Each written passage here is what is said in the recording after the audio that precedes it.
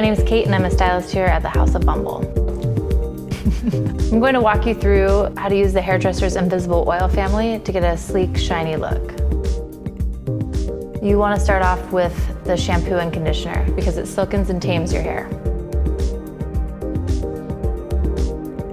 From there, you want to use the primer, not so much on the roots, but mainly on the ends. The primer is going to tame and calm your hair.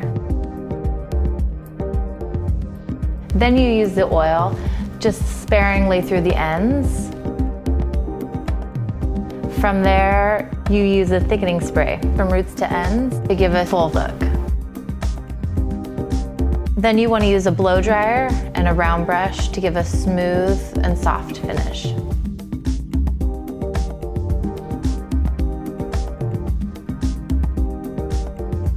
When your hair is dry, you want to add a little bit more oil to the ends and slightly on the top, just a little bit to get the flyaways.